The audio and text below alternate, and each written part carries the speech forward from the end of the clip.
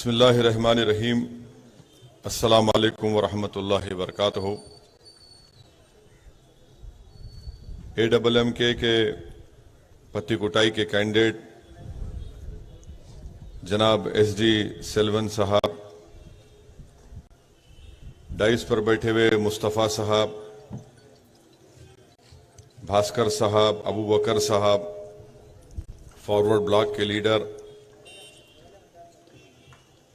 मेरे मंजलिसी रुफ़क़ा, मौज़िज़ हाज़रीन इकराम, बुज़ुर्गान मिल्लत, मेरे इज़्ज़तदार माँ और बहनों, ये मेरे लिए बड़ी खुशनसीबी और खुशी की बात है कि आज मैं यहाँ पर पट्टीकोटाई में एक बहुत बड़े लीडर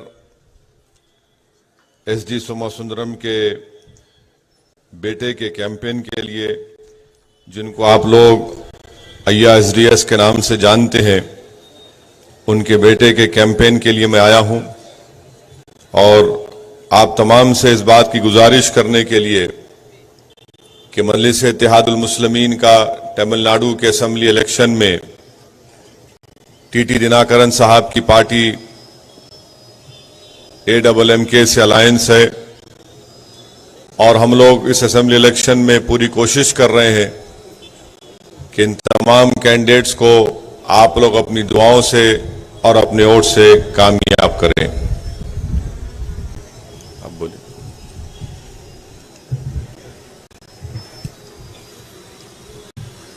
AMMK வேட்பாளர் SDS செல்வம் அவர்களே, தமிழ் மாநில முஸ்லிம் லீக் தலைவர் முஸ்தபா அவர்களே, பாஸ்கர் அவர்களே, இன்னும் மஜ்லிஸ் கட்சியை சேர்ந்த நிர்வாகிகளே, இங்கு கூடியிருக்கக்கூடிய ஆண்களே, பெண்களே, பட்டுக்கோட்டையில் இது ஒரு சந்தோஷமான செய்தியாக உள்ளது.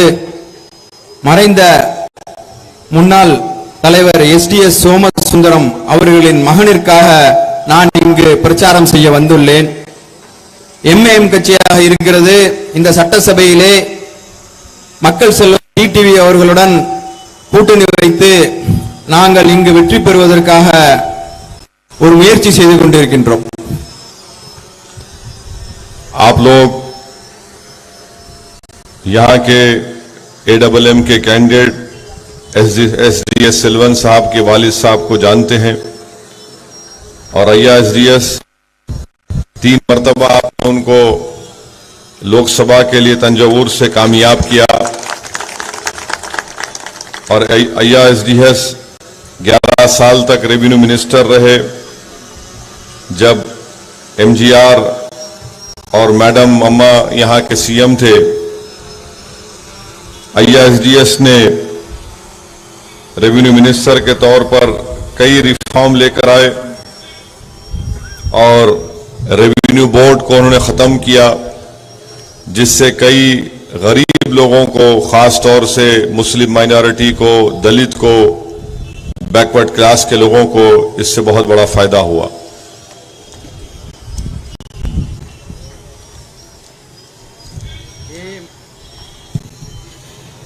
அம்மா மக்கள் முன்னேற்ற கழகத்தினுடைய வேட்பாளருடைய தந்தையாக இருக்கக்கூடியவர் SDS சோமசுந்தரம் ஆவார்கள்.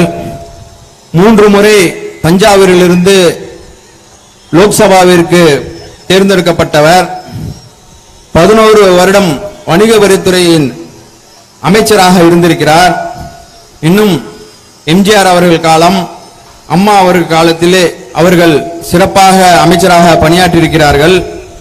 அவர்கள் வணிக வரித்துறை அமைச்சராக இருக்கும் பொழுது அந்த ரெவென்யூ போர்டு என்பதை நீக்கி இருக்கிறார்கள். இதனால் இஸ்லாமியர்கள், दलितुகள், இன்னும் பிற்படுத்தப்பட்டவர்களுக்கு அதிக நன்மை கிடைத்துள்ளது.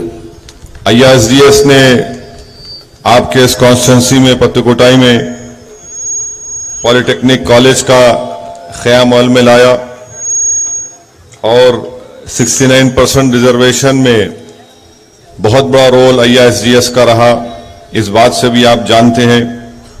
फिर यहां पर वर्ल्ड तमिल कॉन्फ्रेंस का भी उन्होंने बड़ी कामयाबी के साथ इसको यहां पर ऑर्गेनाइज किया।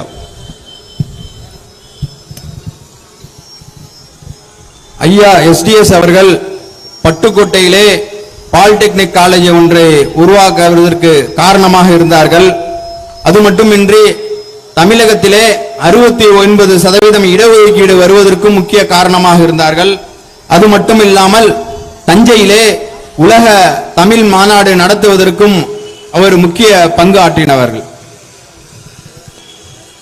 यहाँ पर आपके जो कैंडिडेट हैं एसडीएस सेल्वम साहब बहुत पढ़े लिखे हैं, एलएलबी बीई करे हैं, सबसे ज्यादा काबिल है, सिंसियर है, मेहनती है और मुझे यकीन है कि अगर पत्ती कुटाई की इलेक्टोरेट उनको मौका देती है तो यकीनन आप तमाम के भरोसे को शर्मिंदा होने नहीं देंगे।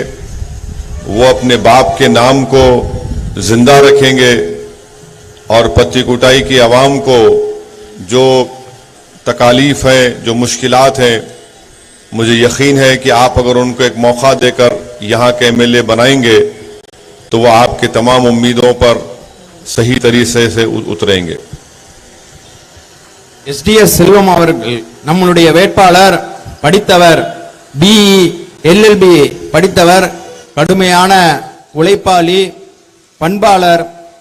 இங்குள்ள வாக்காளர்கள் அவருக்கு ஒரு வாய்ப்பு தந்தால் அவர் இந்த தொகுதியில் உள்ள இந்த மக்களுடைய அனைத்து குறைகளையும் நீக்குவார்கள். இன்னும் உங்களுடைய கோரிக்கைகளை அவர்களிடத்திலே நீங்கள் தெரியப்படுத்தினால் அந்த குறைகளை அவர் உடனடியாக நீக்குவார். आपकी पत्ती कुटाई में बहुत बड़े प्रॉब्लम्स है, खास तौर से यहाँ पर सीवरेज लाइन की बहुत ज्यादा कमी है। सीवरेज लाइन नहीं होने की बिना पर गंदा पानी रोड पर आ जाता है। दूसरे यहाँ पर आपको एक बहुत बड़ी तकलीफ है, वो ये है कि रेगुलर एक्सप्रेस ट्रेन जो तिरुवरूर और ये ऐसे प्रॉब्लम है जिसको अभी तक यहाँ के जिस किसी को आपने एमएलए बनाया उन्होंने ये काम नहीं किया। मुझे यकीन है कि अगर आप यहाँ से एडब्ल्यूएमके के कैंडिडेट को कामयाब करेंगे तो ये 3 अहम मसाइल जो आपके हैं वो इंशाल्लाह उसको जरूर हल करवाएंगे। और जहां तक ट्रेन सर्विस का मामला है, तिरुवरूर से लेकर कराईकुंडी में इंशाल्लाह मैं खुद पार्लियामेंट में इसका डिमांड करूंगा। இந்த தொகுதியின் முக்கிய குறையாக இருக்கக்கூடியது கழிவுநீர், சாக்கடை கழிவுநீரானது சாலையில் வந்து விடுகிறது. அது செல்வதற்கான முறையான ஒரு வடிகால் இல்லை. அது மட்டும் இல்லாமல் திருவாரூர் காரைக்குடி அந்த ரயில் பாதை அந்த குறையை இந்த இவர் தேர்ந்தெடுக்கப்பட்டால் நீக்குவார்கள். இன்னும் திருத்துறைப்பூண்டி, அறந்தாங்கி போன்றவற்றில் உள்ளது. நான் பாராளுமன்றத்திலே இந்த திருவாரூர் காரைக்குடி ரயில் பாதை அமைப்பதற்காக என்னுடைய குரலை நான் உயர்த்துவேன் என்று இங்கு நம்முடைய தலைவர் பாரிஸ்டர் வைசி அவர்கள் குறிப்பிட்டுள்ளார்கள். तमिलनाडु की पॉलिटिक्स में हमेशा 2 पार्टी का रूल रहा, एडीएमके या डीएमके का। पहली मर्तबा आज एडब्ल्यूएमके में का जो अलायंस बना है जिसमें एमआईएम भी उसका हिस्सा है। मुझे पूरा यकीन है कि इस मर्तबा एक थर्ड पॉलिटिकल अल्टरनेटिव तमिलनाडु की आवाम के लिए, तमिलनाडु के इलेक्टोरेट के लिए, जो यहाँ पर एक पॉलिटिकल स्पेस भी है, पॉलिटिकल वैक्यूम भी है, वो टीटी दिनाकरन की लीडरशिप में एक थर्ड पॉलिटिकल अल्टरनेटिव के तौर पर यहाँ पर उभरेगा। தமிழ்நாடு அரசியலில் இதுவரை 2 அரசியல் கட்சிகள் மட்டுமே கோலோச்சி உள்ளார்கள். ஒன்று ஏடிஎம்கே, மற்றொன்று டிஎம்கே. தமிழக அரசியலிலே முதல் முறையாக 3வது அணியாக அமமுக என்ற கட்சி போட்டியிடுகிறது. இதில் மக்கள் செல்வர் டிடிவி அவர்கள் களம் காண்கிறார்கள். இந்த 3வது அரசியல் அணியாக இருக்கிறது. தமிழகத்தில் உள்ள அரசியல் வெற்றிடத்தை கண்டிப்பாக மக்கள் செல்வர் டிடிவி அவர்கள் நிறைவேற்ற பூர்த்தி செய்வார்கள் என்று நம்முடைய தேசிய தலைவர் அவர்கள் குறிப்பிட்டுள்ளார்கள். डीएमके अलायंस है और डीएमके की तरफ से टीटी दिनाकरन को और असदुद्दीन ओवैसी पर ये इल्जाम लगता है, एलिगेशन लगता है कि हम लोग वोट काटने को आए हैं या फिर सेकुलरिज्म को कमजोर करने को आए हैं। मैं आपको सिर्फ यही बताना चाहता हूं कि डीएमके का जो इलेक्शन मैनिफेस्टो है, जिसमें वो ये कह रहे हैं कि पत्ताकुटाई में कास्टिक सोडा की फैक्ट्री लगाएंगे, और अगर वो लगाएंगे तो इससे एक बहुत बड़ा एनवायरमेंट डिजास्टर आपके इस एरिया में हो सकता है। दूसरी बात, डीएमके का इलेक्शन मैनिफेस्टो आप देख लीजिए। इलेक्शन मैनिफेस्टो में डीएमके कहती है कि अगर उनको पावर मिलेगा तो 1000 करोड़ टेम्पल्स को देंगे और 200 करोड़ मस्जिद और चर्च को देंगे। तीसरा, वो कहते हैं कि जो कोई भी काशी मथुरा को जाएगा उनको 25,000 से लेकर 1 लाख रुपए यात्रा के तौर पर देंगे। मैं आपसे सिर्फ यही सवाल करना चाह रहा हूं, मैं बार बार ये क्वेश्चन कर रहा हूं कि तमिलनाडु की सरजमीन पेरियार की अन्ना की सरजमीन है, कैसे डीएमके अपने इलेक्शन मैनिफेस्टो में सॉफ्ट हिंदुत्व की बात कर रही है। ये फैसला आपको करना है। मैं आपको बताना जरूरी समझता हूं कि दिल्ली का चीफ मिनिस्टर है तो वो ये कहता है कि वो हनुमान भक्त है और वो उसने हनुमान चालीसा पढ़ता है। वेस्ट बंगाल के चीफ मिनिस्टर है ममता बनर्जी, तो वो कहती है कि मैं हिंदू ब्राह्मण हूं, मेरा शांदलिया गोत्रा है और वो चंडी पाठ पढ़ती है। डीएमके में स्टालिन साहब हैं तो वो अपने इलेक्शन मैनिफेस्टो में कहती है कि हम काशी मथुरा जाने वालों को इतने पैसे देंगे। आखिर इस मुल्क में जो सेकुलरिज्म है, जो इक्वालिटी, लिबर्टी, जस्टिस की बात बाबा साहेब अंबेडकर ने अपने कॉन्स्टिट्यूशन में की है, क्या वो इसको बरकरार रखेंगे या फिर उसको खत्म कर देंगे? जल्दी जल्दी। டிஎம்கே கூட்டணி இங்கு டிடிவி மற்றும் என்னுடைய கூட்டணியை பார்த்து இவர்கள் சொல்வது மதசார்பனுடைய ஓட்டுகளை பிரிக்கிறார்கள் என்று சொல்லுகிறார்கள். நான் கேட்கிறேன், டிஎம்கே தன்னுடைய தேர்தல் அறிக்கையை வெளியிட்டது. அது இந்த பகுதியில் காஸ்டிக் சோடா தொழிற்சாலை அமைப்பதற்காக நாங்கள் முயற்சி செய்வோம் என்று சொல்கிறார்கள். ஆனால் அது வந்தால் இப்பகுதியில் உள்ள அந்த சூழ்நிலை, அதாவது என்விரான்மெண்டல் என்று சொல்லக்கூடிய சுற்றுச்சூழல் பாதிக்கப்படும் என்று சொல்கிறார்கள். அது மட்டும் இல்லாமல் கோவில்களுக்கு ஸ்டாலின் அவர்கள் தன்னுடைய அறிக்கையிலே நான் 1000 கோடி தருவதாக சொல்கிறார். ஆனால் அதே வேளையில் சர்ச்சு மற்றும் மசூதிகளுக்கு என்னால் வெறும் 200 கோடி மட்டுமே தருவதாக குறிப்பிட்டுள்ளார்கள். அது மட்டும் இல்லாமல் காசி மதுரா புனித யாத்திரை செல்வதற்கு நான் 25,000 முதல் 1,00,000 வரை தருவதாக சொல்லுகிறார்கள். என்னுடைய கேள்வி திரும்ப திரும்ப இது எழுப்பப்படுகிறது. இது பெரியார் மற்றும் அண்ணாவுடைய மண்ணாக இருக்கிறது. இப்படிப்பட்ட இடத்திலே இதை போன்ற மத சம்பந்தமான தேர்தல் அறிக்கை எப்படி வருகிறது என்று தெரியவில்லை என்று கேட்கிறார்கள். அது மட்டுமல்ல, டெல்லியினுடைய முதல்வர் அவர்கள் நான் அனுமான் பக்து, நான் அனுமான் சால்சா படிப்பதாக சொல்கிறார்.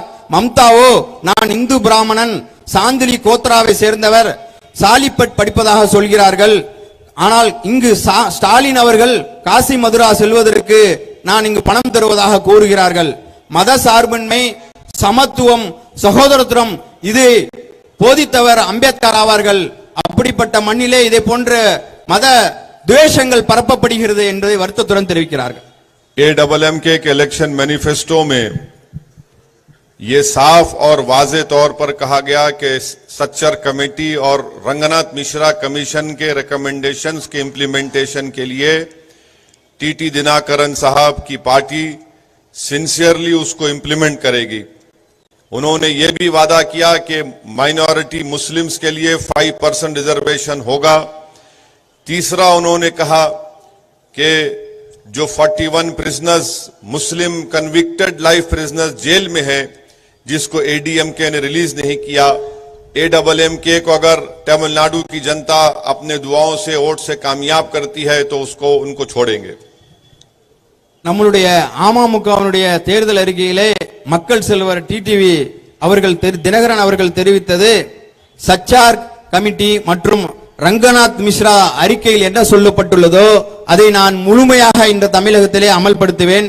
இரண்டாவதாக இஸ்லாமியர்களுக்கு 5% இடஒதுக்கீட்டை நாங்கள் ஆட்சிக்கு வந்தால் தருவோம் என்று சொல்லியிருக்கிறார்கள். மூன்றாவதாக 41 சிறைவாசிகள் குற்றவாளிகளாக இன்று சிறையில் உள்ளவர்களே நான் விடுவிப்பேன் என்று சொல்லுகிறார்கள். எனவே இங்கே இருக்கக்கூடிய மக்கள் இஸ்லாமியர்கள் டிடிவி தினகரன் அவர்களுடைய கட்சிகளுக்கு ஆதரவு அளித்து மிகப்பெரிய வெற்றியை தரும்படி நான் கேட்டுக்கொள்கிறேன் என்று கேட்டுள்ளார்கள். इस तरह से अगर सॉफ्ट हिंदुत्व डीएमके या फिर वेस्ट बंगाल या दिल्ली की पार्टी करेंगे, आप मेरी बात याद रख लेना, एक दिन इस मुल्क में इजराइल में जिस तरह से ultra right wing Jewish parties Israel में पॉलिटिकल इंस्टेबिलिटी पैदा कर दिए एक दूसरे के कंपटीशन में, ये वही दिन कभी ना कभी इस मुल्क में हमको देखना पड़ेगा. இன்று இந்த நாட்டிலே மிதவாத இந்துத்துவாவை அனைவரும் கையில் எடுத்துள்ளார். டெல்லியிலே உள்ள முதல்வரும் பெங்காலில் உள்ள மம்தாவும் கையில் எடுத்துள்ளாரோ அதே போல் ஸ்டாலினும் மிதவாத இந்துத்துவாவை கையில் எடுத்துள்ளார்கள். இது எப்படி இருக்கிறது என்றால் இஸ்ரேல் நாட்டில் உள்ள வலதுசாரி யூத அமைப்புகள் தங்களுடைய ஆட்சியை தன்னுடைய இருப்பிடத்தை தக்க வைத்துக் கொள்வதற்காக மிகவும் அதாவது சீரியஸான நிலைமை, எந்த அளவிற்கு வேணாலும் போகக்கூடிய நிலைமையை அவர்கள் கையெடுத்துள்ளார்கள். அப்படிப்பட்ட ஒரு நிலையை இந்திய நாட்டில் நடந்து கொண்டிருக்கிறது. இது மிகவும் வருத்தம் அளிக்கக்கூடியது என்று தெரிவிக்கிறார்கள். मेरी आपसे आखिर में ये गुजारिश है, क्योंकि मगरिब की अज़ां का वक्त होने जा रहा है, एमआईएम पार्टी का मकसद ये है कि मुस्लिम माइनॉरिटी, दलित वीकर सेक्शन का एक इंडिपेंडेंट पॉलिटिकल लीडरशिप बने. जब तक आपकी इंडिपेंडेंट पॉलिटिकल लीडरशिप नहीं रहेगी, इंडियन डेमोक्रेसी में जो आपको राइटफुल शेयर मिलना है, चाहे एजुकेशन में हो, एम्प्लॉयमेंट में हो, इक्विटी में हो, पॉलिटिकल शेयर हो, वो कभी नहीं मिलेगा.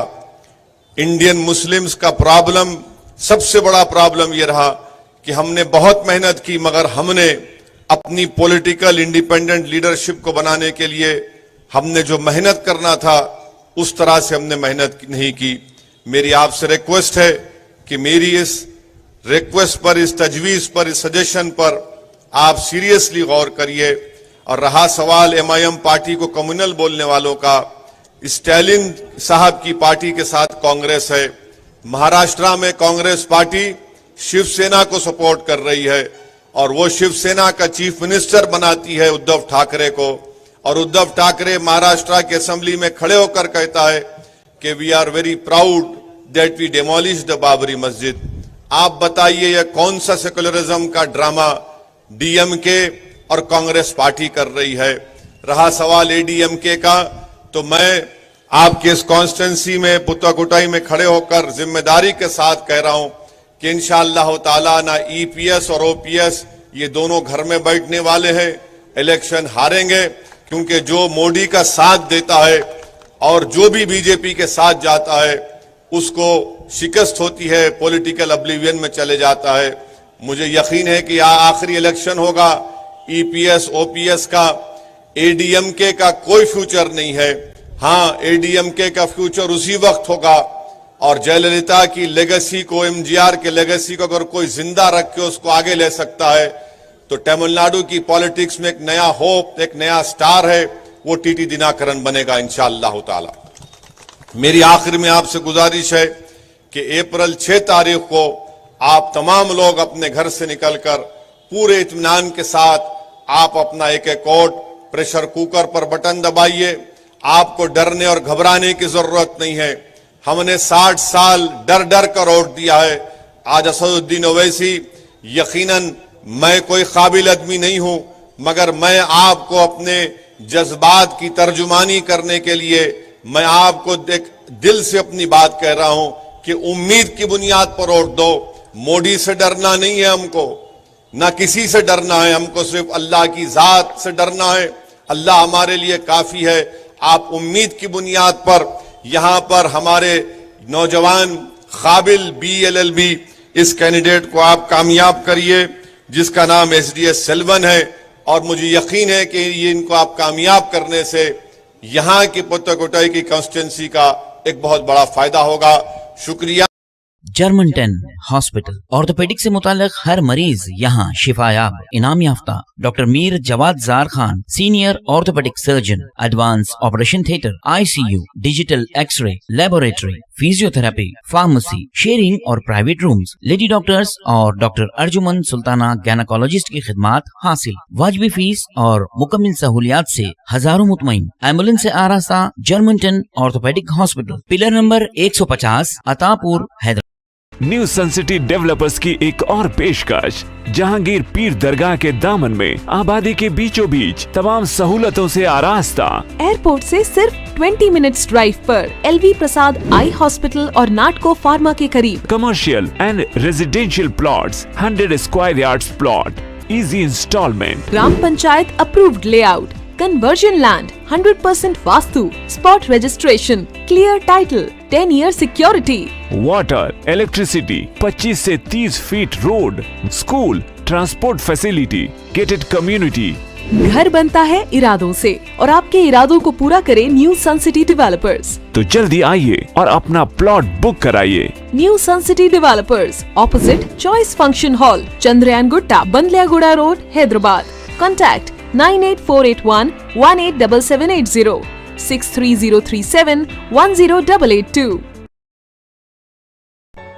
रियल एस्टेट की दुनिया में पहली बार डायमंड कंस्ट्रक्शंस एंड डेवलपर्स की फखरिया पेशकश। 100 स्क्वायर यार्ड्स की खरीदारी पर रजिस्ट्री मुफ्त पाएं। ये पेशकश महदूद है। JP डायमंड हिल्स फेज 1 की शानदार कामयाबी के बाद डायमंड कंस्ट्रक्शंस एंड डेवलपर्स के चेयरमैन हाफिज मोहम्मद जाफर की एक और मायनाज पेशकश। फेज 2 और phase 3 100 square yards plot 4 lakh और 5 लाख में दस्तयाब है। जहांगीर पीर दरगाह के दामन में मुकाबिले रिहाइश आबादी से मुतस्सिल। Electricity, water, BT roads, park, footpath, RTC bus, शजरकारी और मस्जिद की सहूलियत के साथ ग्राम panchayat approved layout, clear title, spot registration, gated community, Kuthur mandal, Shamshabad airport से महज 25 मिनट की दूरी पर।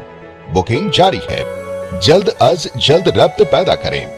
Diamond constructions and developers, Mir Alam tank, Ansari road, Hyderabad. पुरकशिश शख्सियत के लिए लिबास और बेहतरीन लिबास के लिए सिर्फ और सिर्फ नूरानी लिबास, एक complete wedding and party wear collection. शादी ब्याह हो या ईद की शॉपिंग हो या दीगर तकारीब, तो आपके बेहतरीन पसंद नूरानी Libas, sherwani, sadri, kurta pyjama, Pathani suits, denim kurta pyjama, Arabic thobe, men's and kids wear, textiles and readymade stitching. हमारे यहाँ डिजाइन ऑर्डर पर भी तैयार किए जाते हैं। एड्रेस एडम्स कॉलोनी, टूली चौकी। अवर ब्रांच पोडियम मॉल, टूली चौकी एंड मलिकपेट, हैदराबाद।